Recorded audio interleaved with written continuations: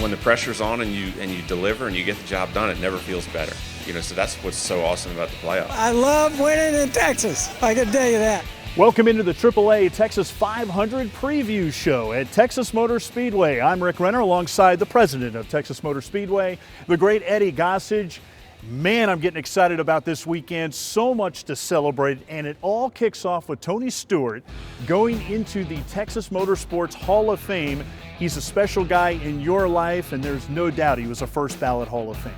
Good friend, and so happy to see the media panel from around the state voted him into the Texas Motorsports Hall of Fame. He'll be going into the NASCAR Hall of Fame in January, first time he's been eligible for that as well. So very appropriate guy. And I tell you, a very generous guy who's given so much of his time here to help us do the smoke show that benefits the kids throughout North Texas via Speedway Children's Charities. Yeah, raised nearly $138,000 in that in the most recent, the 12th annual of the Smoke Show. And it's a chance for fans to be Tony Stewart, to basically be a NASCAR driver for the day. From the driver meetings to victory lane. Take a look.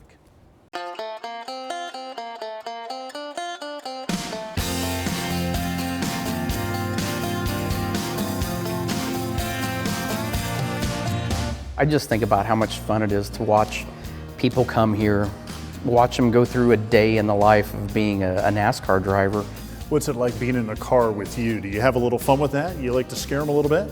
I take a lot of pride in watching these people get better in the car, so the last thing I want to do is go out there and scare them in the car, but I don't hold anything back. I show them how close we get to the wall. A lot of times you can't put your hand between the car and the wall. Now you have 2 Hall of Fames that you're going into. You're too young to be going into a Hall of Fame. That's the way I feel. See, finally somebody that agrees with me on this one. I cannot believe it, and it's happening. You're going to go into the National NASCAR Hall of Fame there in Charlotte, and then also the one here at Texas Motor Speedway.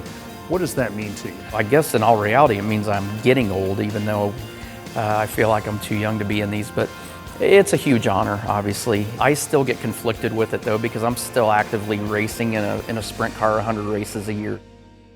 Tony Stewart, his 3rd win of the season, a new rookie record. The champagne is flying, and so is the confetti, and wow.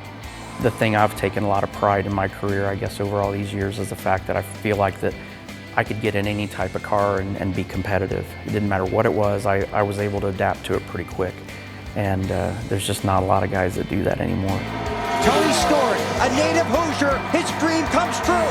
Tony Stewart wins the All-State 400 at the Brickyard. Let the party begin. He's kissed the bricks at Indy.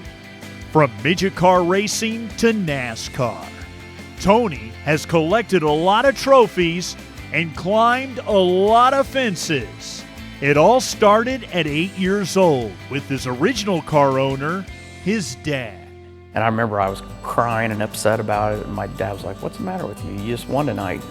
"Yeah, but this trophy's shorter than the one I got last week for second." So I had 2 second-place trophies and a first-place trophy that was shorter, and I could not understand at the age of 8 why that was. Because I think about all the different circuits that you've been able to win on, and you've done something that no one has ever been able to do, win an IndyCar Series Points Championship, and the same in NASCAR, and you've done it multiple times. How were you able to do that? Surround yourself with good people. That's the biggest thing. I mean, I love racing more than anything, obviously, but you know, in my career, there were times that I had to make tough decisions. Johnson gets there, but not enough. Tony Stewart wins at Martinsville. Perfect example, I had the chance to race for Rick Hendrick and be Jeff Gordon's teammate, and I turned it down at the time because I just didn't feel like I was ready. 2 Cowboy greats, Roger Staubach and Troy Aikman, they were thinking about owning a team, and they went to Joe Gibbs, your old owner, and said, "Hey, what do you think?" And he said, "Don't do it." How have you been able to do it and be successful and win championships? Because I drove for Joe Gibbs.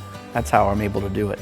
I spent a lot of time listening to Joe and watching what Joe was doing. Joe has won championships in 3 totally different sports: drag racing, NASCAR, and 3 Super Bowls with the Redskins.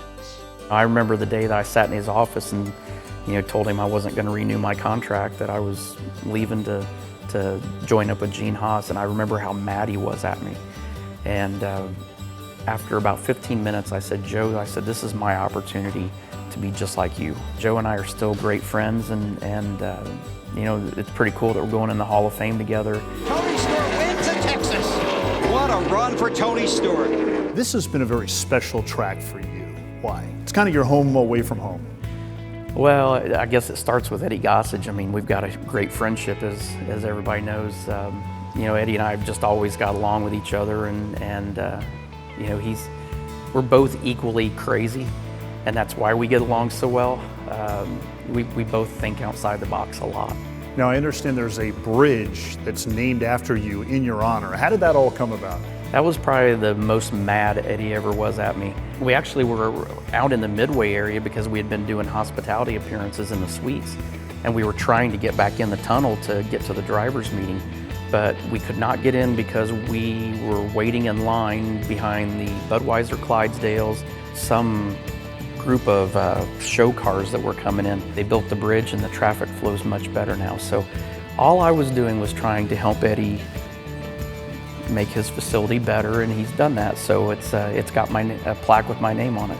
Now, I understand you reciprocated yeah, in Eddie's honor. Now, what happened there? So at Eldora Speedway, we Earl Baltus, that built the Speedway, nicknamed it the Love Tunnel. So now it's the Eddie Gossage Love Tunnel, to show how much our friendship, how deep it was. That after naming a bridge for me, I'll name a tunnel under. I get to go over things. He's going in underground, but we thought we would name that after Eddie, so he got a kick out of that.